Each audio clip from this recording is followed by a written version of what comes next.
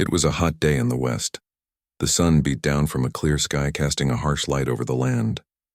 The winds were dry, swirling dust across the open plains and into the mouth of any traveler unfortunate enough to be caught out here.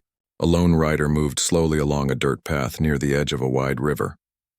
His name was Jesse McLean, a cowboy with rough hands and a face weathered by time and life on the road. He wasn't much of a talker and didn't care for company.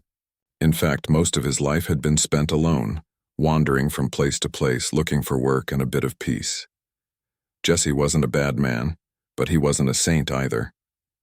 The stories he could tell would fill a book, but those stories stayed locked in his mind. Some things were better left unsaid, and Jesse was fine with that. He'd learned the hard way to keep his thoughts to himself, to not get too close to anyone or anything. The less you cared, the less you had to lose.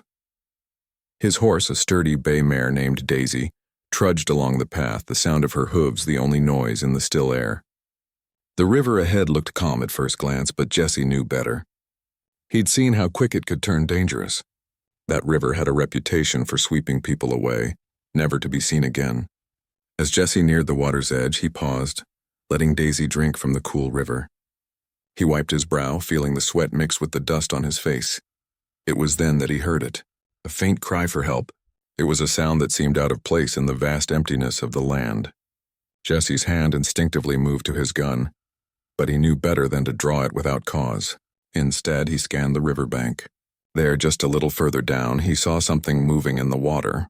A person, struggling against the current. Without a second thought, Jesse spurred Daisy into motion. The horse's hooves splashed in the shallow part of the river as they moved toward the frantic figure.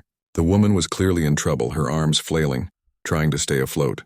Her long, dark hair was plastered to her face, and her clothes clung to her body as the strong current pushed her further downstream. Jesse knew he had to act fast if he was going to save her. "Hold on," he shouted, his voice cutting through the air.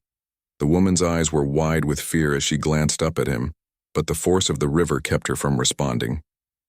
Jesse pulled hard on the reins, guiding Daisy toward the woman. He reached into the saddlebag, grabbing a rope he always carried with him. He wasn't sure what he would find when he pulled this woman from the water, but he couldn't just let her drown. As Jesse got closer, the woman's strength seemed to fade. She was tiring fast. He could see it in the way she moved, her arms growing weaker with every stroke. The river wasn't forgiving, and without help, she would be swept away completely. With one swift motion, Jesse threw the rope toward her. It landed just within reach, and he saw her hesitate before grabbing hold. Her fingers were slipping, but she hung on. Jesse pulled the rope with all his strength, pulling her toward him. The water was pulling at her legs, trying to drag her back, but Jesse kept his grip steady. His heart raced, but his focus never wavered. Finally, with one last tug, he pulled the woman from the water. She collapsed onto the horse's back, her breathing ragged, her skin pale from the cold shock of the water. Jesse was exhausted, but he knew the danger wasn't over yet. The river might have given her a brief break, but the wilderness had its own set of challenges. He gently urged Daisy out of the river, taking the woman to a dry patch of land where he could assess the situation. He swung down from the saddle and looked her over. She was young, no older than 18 or 19, with striking features. Her eyes were dark and intense, though they were filled with fear and exhaustion now. Her clothes were simple but made of tough materials, likely suited for life on the move. Jesse knelt beside her, his voice softer now. "You okay?" She didn't answer immediately. Her eyes darted around, trying to make sense of what had just happened. Her breath came in short gasps, and she was trembling. Finally, she looked up at him, her gaze filled with suspicion. Who are you?" Her voice was weak but steady enough to be understood. "Name's Jesse McLean," he replied. "I'm just a cowboy. And you're lucky I was nearby. If I hadn't seen you, you'd be gone by now." His voice was calm, steady. He didn't speak much, but when he did, his words carried weight. The woman didn't seem reassured. She struggled to sit up, her hands pushing against the dirt for support. She looked around, taking in the unfamiliar surroundings. "Where am I? What do you want from me?" she asked, her voice low and wary. Jesse sighed, understanding her hesitation. He wasn't a stranger to suspicion, especially from people like her. She didn't trust outsiders, likely a product of the many hardships her people had faced. He could see it in the way she held herself, the way she watched him carefully as if she were preparing for something worse to happen. "I don't want anything from you," Jesse said. "I saw you struggling and I helped. That's all." For a long moment she didn't respond. She just stared at him, her eyes narrowing as if weighing his words. Jesse didn't press her. He was used to people like her, people who had been hurt too many times to believe in kindness. "Why did you help me?" she asked after a while, her voice still suspicious but softer now. Jesse's gaze softened, though he didn't say much. "I've seen a lot of people suffer in this world. Maybe I'm not the best man, but I know what it's like to be on the edge of losing everything." She seemed to study him for a moment, her expression unreadable. Jesse didn't push. He didn't need to. The silence hung between them, thick with the weight of everything they hadn't said. Finally, the woman seemed to make a decision.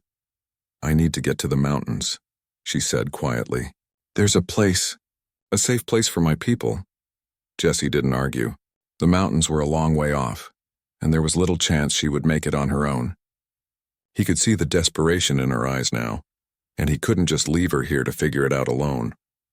"You're coming with me," Jesse said, his tone firm, but not unkind.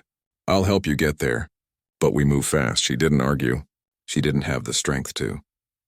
She simply nodded, her gaze meeting his for a moment before looking away as if she didn't know what to make of him yet. With a sigh, Jesse helped her onto the horse. They weren't friends, not yet, and maybe they never would be, but right now they had a common goal: to survive and to find safety in a land that showed little mercy. As they rode off into the wild landscape, neither of them said much. The world around them stretched out endlessly, a reminder that their journey had only just begun.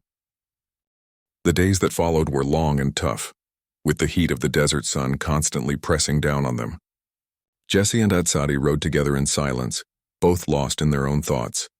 The land stretched out before them, endless and unforgiving. The only sounds were the rhythm of their horses' hooves and the occasional gust of wind that whipped through the dry landscape. Jesse led the way, keeping a steady pace. He had spent many years wandering the West, and he knew how to survive in this harsh world. But even with all his experience, the journey felt different now. He couldn't quite explain it, but something about Atsadi's presence was affecting him in ways he didn't fully understand. Atsadi, on the other hand, kept her distance. She hadn't said much since Jesse pulled her from the river, and she wasn't about to start now. She was a woman on a mission. She had to find her people, the survivors of her tribe, and she couldn't afford to be distracted by anything else. She kept her eyes on the horizon, searching for any sign of a familiar landmark, but it seemed like the land had swallowed everything she knew. The cowboy's presence was unsettling to her.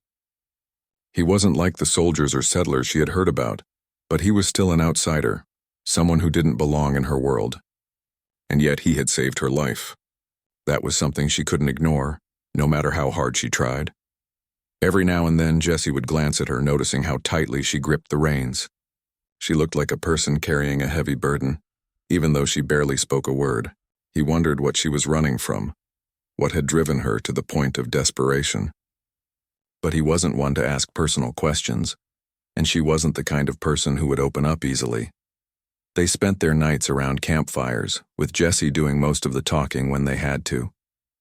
His stories were simple, just bits and pieces of his past. He told her about the towns he'd passed through, the people he'd met, and the trouble he'd gotten into. He never mentioned his family or what had made him leave home. Atsadi listened quietly, but she didn't say much. She couldn't. One evening, as they sat around the fire, Atsadi finally spoke. "You said you've been to many places. What is it like? The towns you passed through?" she asked, her voice soft and hesitant. Jesse looked up from the fire, surprised by her question. He had expected her to ask something more pressing, something about her own situation, but she seemed to be curious about the world he came from. "They're all different," he said after a moment. "Some are small, just a handful of folks trying to make a living. Others are big, crowded, and full of people looking for a chance to change their lives. Most people are just trying to survive out here one way or another." Atsadi nodded, as if considering his words carefully. "And you, do you find what you're looking for?" Jesse hesitated, looking into the flickering flames. It was a question he had never really thought about. "I'm not sure," he finally said. "Maybe I'm just looking for something to hold on to." His words hung in the air, and for a moment neither of them spoke. The crackling of the fire was the only sound between them, and Jessie couldn't help but wonder if Etched was thinking about her own life, the same way he was thinking about his. The next few days were more difficult. The weather turned colder, and they rode through thick patches of forest and rocky hills that slowed their progress. Every night the air seemed to get colder, and the journey wore them both down. Etched, who had grown up in the heat of the desert, found the chill uncomfortable. Jessie, however, was used to the changing conditions and kept pushing forward. But despite the challenges, something was beginning to change between them. Etched was starting to trust Jessie, if only a little. She noticed how he always kept his eyes open for danger, how he made sure they had enough to eat and drink. He was the kind of person who took care of things even when it wasn't easy. One evening, after a long day of riding, they stopped at a small creek to rest. Etched took a deep drink from the cool water and then knelt beside the creek to wash her face. Jessie stood by his horse, watching her carefully. "You should sleep," he said after a while. "We've got a long ride tomorrow." Etched didn't argue. She was tired, and the thought of resting seemed more appealing than anything else. She moved away from the creek and lay down on a patch of soft grass near the fire. Jessie sat across from her, keeping watch, his eyes scanning the darkening horizon. The night passed quietly, but as dawn broke the next morning, something caught their attention. A distant sound, like the thundering of hooves. "Get up," Jessie whispered urgently, his voice low. He had heard it too. Etched quickly sat up, her senses immediately alert.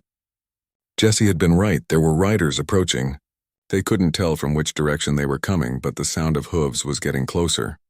"Soldiers?" Etched asked, her voice tight with fear. "Could be," Jessie replied, his hand resting on the handle of his gun. He didn't know who these riders were, but he wasn't about to take any chances. They quickly packed up their camp, moving swiftly to keep out of sight. Jessie led the way, urging Daisy forward at a quick pace while Etched followed closely behind. The riders were still a distance away, but Jessie wasn't taking any risks. They rode for hours through rocky hills and dense forests, trying to lose the riders behind them. But no matter how fast they rode, the sound of hooves never seemed to fade. Jessie's heart raced as he wondered how long they could keep running. At last, as the sun began to set, Jessie made a decision. They couldn't outrun the riders forever. They had to make a stand. "We'll stop here," he said, pulling Daisy to a halt in a small clearing. "We'll need to fight if they catch up to us." Etched didn't argue.